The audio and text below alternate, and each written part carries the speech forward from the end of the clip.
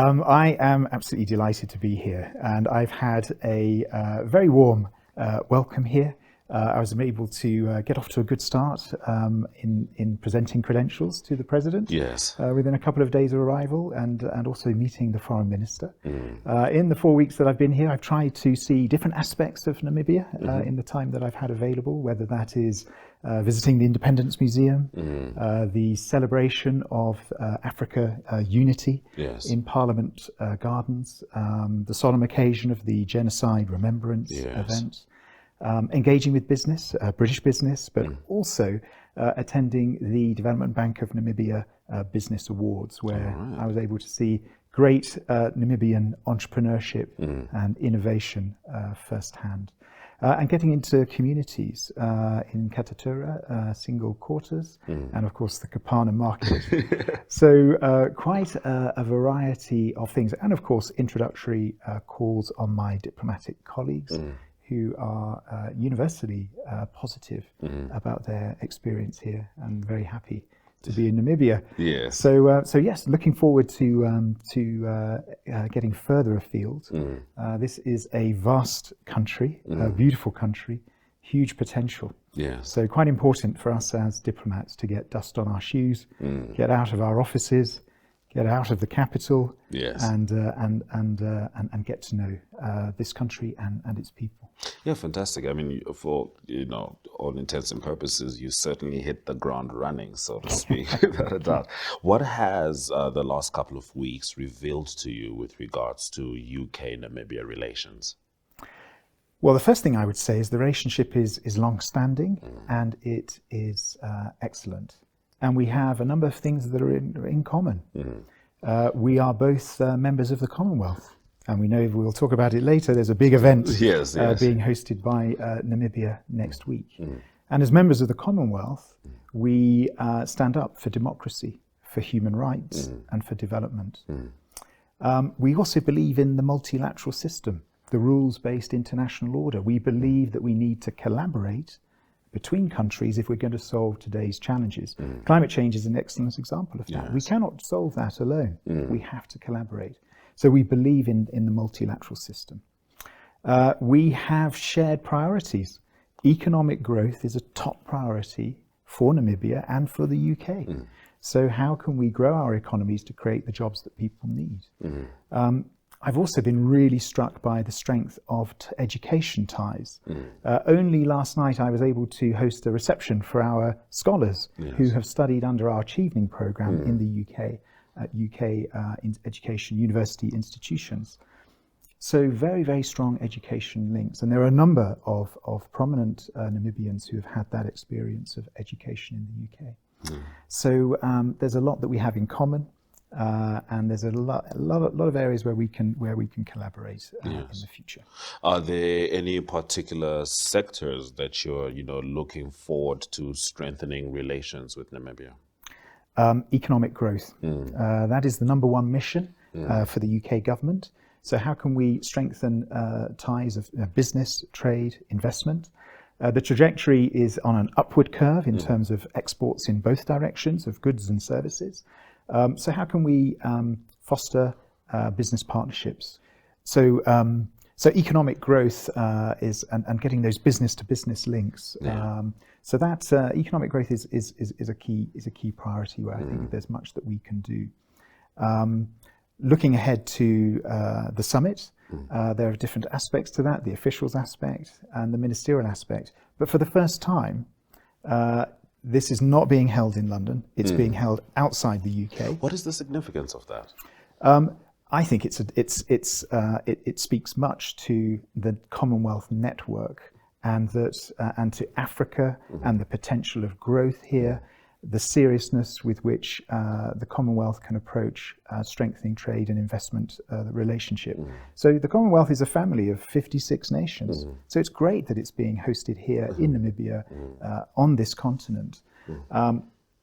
So that's a first. The other first is that the trade ministers meeting is also going to be accompanied with a business-to-business summit.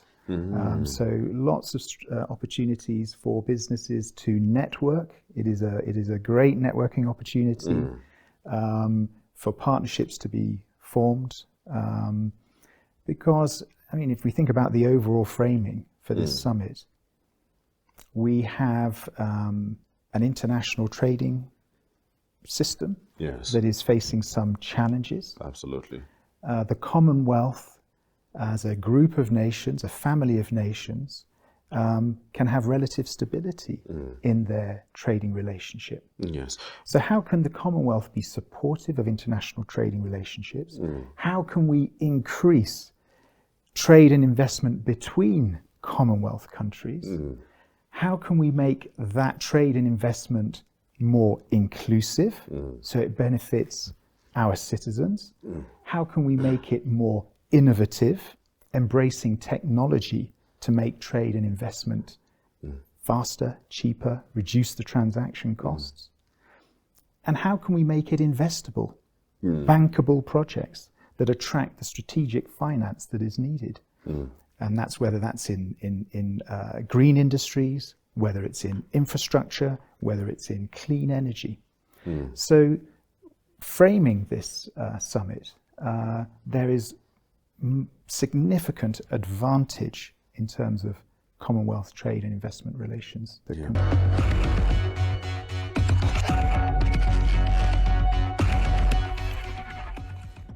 The first part would be that he would be said that the Namibian people are really not doing the great job that he has put in place. And before independence, he has already started this, thing before independence that the Germans one day they will pay. It was already around 1986, there around about, whereby he started saying, but if when Jewish are being paid the Holocaust and whatever, why not us? Since he was a student in the USA, so obviously he could interact with his other fellow students at the New York University there. So whereby they could say, no, but you guys are not paid, but why us as, you guys are paid, but we as blacks are not paid, why? And then when it came to now, where now we are looking at it, I would want to thank even first the former president, be it from Tate Kuhamba, because really it came in his era, whereby it was one of the first motions that was put in through the House, whereby it was not whereby objected. Other the days that whereby when a motion came into the House brought by an opposition, it was full-fledged. They could say no. But on this one, particularly, they felt that it's really a thing which is touching all the Namibians, not per se the heroes and numbers alone, but all the Namibians. So I think also the former president, the late Kainkop, even he was the one who really convinced my dad to really bring the thing to the National Assembly so that they can fight it from there. And they could even understand that the moment they are fighting from there, then it will be better for them to have a better, fight. But after that, going further, you will start now seeing the communities themselves fighting amongst themselves now to be who died, who didn't die. And those things are petty issues. First, I think it must be that we must move in the direction of saying, let's get the things first, the ball rolling, which the motion was demanding. The motion was just demanding that let the descendant of those people negotiate with the Germans, and they let the Germans give reparation, and then obviously the apology, what they wanted. But obviously now, as you know, be as it might be, already people are fighting over the day of Genocide Remembrance Day. That is already, in itself, already showing to the Germans that you guys are not serious. You are fighting amongst yourselves, then you expect us to pay you. Who are we going to pay if you yourself you are fighting? That is one. And I think also, but also the government in itself, if it had a genuine heart, it could have also listened to the wisdom of others like the late Gawiro, that let's bring all these people together. Let's put them under one roof. Let's have a proper dialogue. Because I think, in a way, this thing was done haphazardly in terms of how to put up a proper negotiation team on behalf of the people. You might know, remember the late Kawinambo would start questioning now who would question the lead negotiator. Not even the Gawiro, but the guys who are in the technical, who were they? He would question them, and you would also find that are these people genuine when they are negotiating on the other side? That are they going to bring something? Because me as a victim, I think and I feel that I would bring in the history of saying this is where I died, be it from the Mboyo Ndimba or Hamakari battles or Kanjira battles. I would narrate through that. So a German would now start feeling, no, this guy that I'm negotiating with is a person really who feels the pain of that. But now currently, and I'm of the feeling also that one of the things that I'm feeling or I'm seeing is that I get the feeling that the Germans are the ones setting the agenda for us. It's not us putting the agenda or putting it together, because you cannot tell me you have been paying Holocaust survivors and their families close to 87 billion, which was calculated up to 2022. But you have in your right mind, you are saying you are going to pay the Hereros in numbers 1.1 billion over a period of 30 years. What is that? That's a mockery to us as our own. And I think that in itself, at times also, I wonder that the Germans who are here in Namibia, do they really feel that the German imperialists did something wrong or not? Why do you have that question specifically for them? They would say that they had nothing to do with it and everything like that. No, but if you are saying so, they had nothing to do with that. They are the ones benefiting from the land that their forefathers drove the Hereros off them. If you go to Hamagari today, that's where my own grandmother, my father's mother was born. But I don't have access to Hamagari. So, and the guy from Hamagari doesn't, even the day when we commemorated the 2004, the Remembrance Day of the 100 years, we had to go and ask permission. Imagine, ask permission to who's in charge of Hamakari now? Hamakari, who's predominantly the... It's a German farmer who's there, and who had even the audacity to say, no, you must ask permission to me, because even you are commemorating this day, and you only allowed only a few chiefs to go to that particular site. But I think that's why I'm saying also the Germans descendant or the Germans in Namibia must also come to the party, because you see it in Europe, whereby the Germans, even who are in Germany, are saying we did something wrong. They are still saying they are still up to now apologizing for the apologies. But in Namibia, you don't find it. They start. Some of them, there was a clip running around whereby they are saying, what do they want the money for, or what do they want the land for? The trauma, the psychological, whatever. I think it's just so many of it.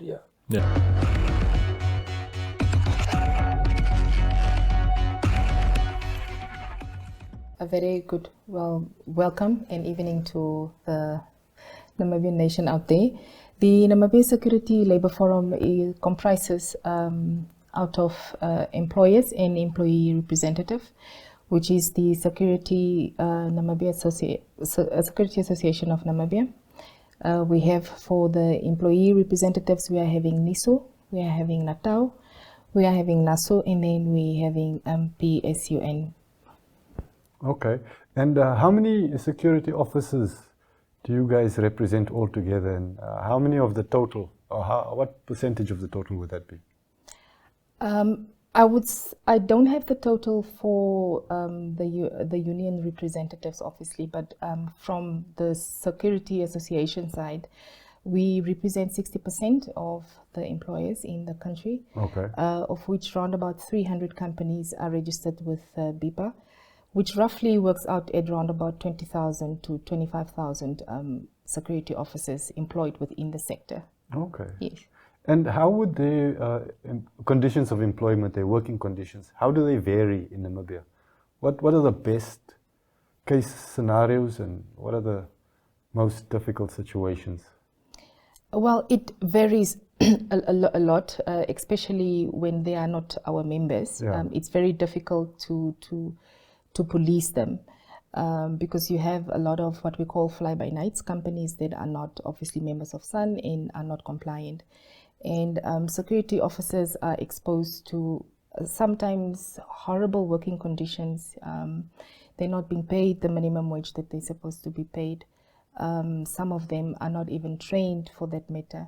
And those are the conditions that we are trying to to do away with, and that is why we came up, or we decided then to join the forum again, together with the employee force, so that we can be able to combat this. But then obviously this will not be possible because we are not having the regulations currently in place, which has been absent for the past 32 years. And we are still fighting. We're just not getting any feedback from the Ministry of Immigration, Home Affairs, to come back to us and sit with us at the table so that we can promulgate the regulations as soon as possible. Because right now the industry is in anarchy. Sure. So Leslie, last week you had a press conference and you guys signed some important documents. What documents did you sign? So we have signed the collective agreement. That is obviously an agreement between us, the employers, and as well as the employee representatives.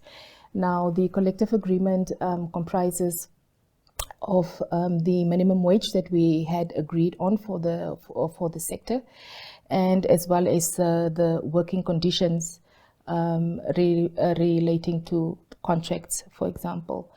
That comprises of the collective agreement. Okay. Yeah. After that press conference, I did send some questions to Ministry of Home Affairs, Immigration, Safety and Security. And I don't know if you read the article that I wrote following that, but the spokesperson for that ministry, Margaret Callow, she told me that the ministry is divided into Home Affairs and Immigration, NAMPOL, and the Correctional Services. And that regulations in terms of safety and security would fall under NAMPOL. And so she advised me to approach the senior spokesperson for the Namibia Police, Deputy Commissioner Kauna Shikwambi, to ask her about the regulations. And Commissioner Shikwambi said that it's a labor-related matter, and she referred me to the Ministry of Labor. So perhaps you need to explain to us why does the Namibia Security Labor Forum feel that Ministry of Home Affairs, Immigration, Safety and Security is the one that should answer, because it seems they also don't understand that they should have anything to do with this situation. Well, with all the changes that probably happened now with the new administration, in merging with all the departments, so obviously it's probably new staff that is currently there. But in 2023, we did have a meeting with the then Deputy Minister Kashikola, and we did submit what we call a input of where a bill was drafted without the consultation of the security sector. Okay. So we then managed to stop the bill from being passed in Parliament. Which to date we haven't received any response as to how far they are with this new bill, and as well as the regulations. It's very unfortunate that we are not aware of what is going on.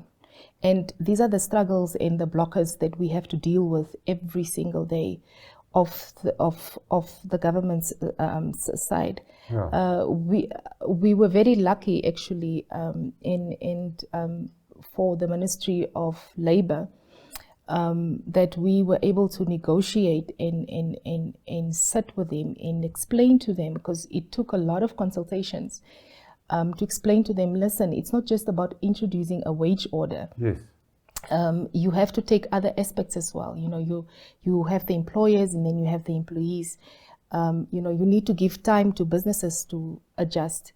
And, you know, introducing just a wage order within a period of 6 months, there's just no way that the industry would have survived. We would have sat with over 10,000 job losses within the sector. So yes, it is one of those challenges, and that is why we say that we need to come to the table. We need to sit down. Somebody needs to be taken accountability for. Yeah. You cannot sit 32 years and still not have a act. It's just baffling.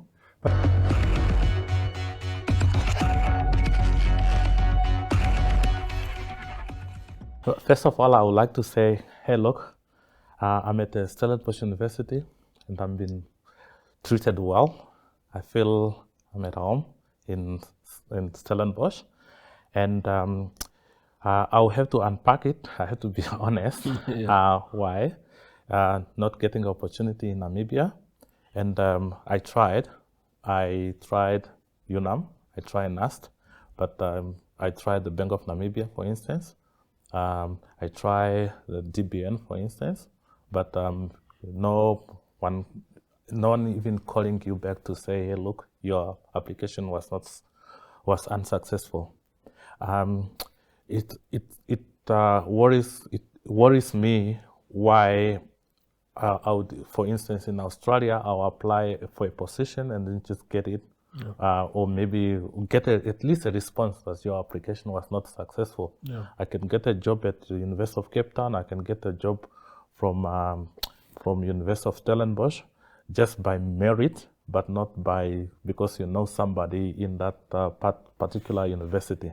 What I came to conclude is in Namibia, you get a job based on who you know in that particular company or institution.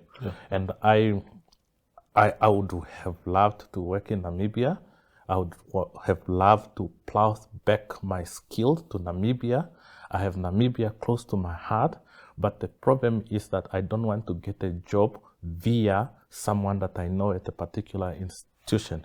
For instance, at UNAM, I know Gideon, for instance. I don't want to get a job through somebody that I know. I want to get a job in a particular institution by merit. And if that's not coming, then I would rather, like now, like I told you, I'm at Stellenbosch University. It's a lovely place. And my job that I'm doing, I feel utilized to my fullest capacity. So that's why I feel like, okay, well, several times, for instance, I applied to be like a special consultant for many of the financial institutions here. Say, for instance, Bank Windhoek say, no, we have a full financial risk management. We don't need your expertise. That was Bank Windhoek say. Capricorn, for instance, I emailed them several times. No one is responding to say, okay, well, maybe even just to say, look, we'll keep you on the loop. If there's something like the opportunity like this, then we can always call you, for instance, to apply my skill. Only a while ago, DBN at least called me to come and do a training for their credit risk department to know how to price the interest rate or credit derivative instrument, which I feel like it was a great opportunity for me to be able to plow back, to use my skill and give back to a country which is where I was born. So to conclude, I think it's because I found it very hard to get opportunity here. I don't want to get opportunity via somebody that I know. I want to get if I have to get an opportunity, I want to get an opportunity via merit. Very good. So what you are saying is that the appetite is there for you to come and be based here and work here, maybe consult with the Stellenbosch and other universities, but you are fully employed here. That appetite is there. It's there, but I mean, I want to get it by merit. Yes. No, I understand. I understand. So typically, if you were to work at any of those institutions that you mentioned, what kind of job would that be? Of course, you mentioned risk management in I suppose disbursing loans and stuff like that. But typically, what kind of job would it be? Yeah, I think that's a good question. So okay. Well, at the academic institution, I teach. I do research. That's probably some of the things that are close to my heart. So I like to do research. And from financial institution, from the industry part, I like to do model validations and also construct up new models to model new market behaviors. I use a lot of stochastic models, that meaning models that depend on probability and the randomness behaviors in mathematical finance. And so in the industry, I'll probably like be a quant, but at university, I'll probably be like an academic, full academic. Do you think there is a good link between, is it a seamless, will it be a seamless transition from being an academic into, for example, in the corporate world? Or would people say, oh, no, it's just academics, it's all theory, they will not survive in any environment like this? And I think for me, it will be a smooth transition because I'm already quite heavily involved into industry in South Africa. Like I said, I'm a specialist consultant for FirstRand Group. In that, my role is actually to make sure that all the models that the FirstRand Group are developing, I go through the validations. So all the market risk models for FirstRand, they have to give through me, then I have to check how the models was implemented, if it's best practice, or maybe if the model adhere to best practice, or maybe the implementation is right, I have to do that. And I'm also a board of director for the South Africa Institute for Financial Market, and there I just look at their governance and regulatory framework to make sure that this also adhere to the standard best market practice. Very good. Here in Namibia, the national budget, when it's passed, is it a subject of interest to you?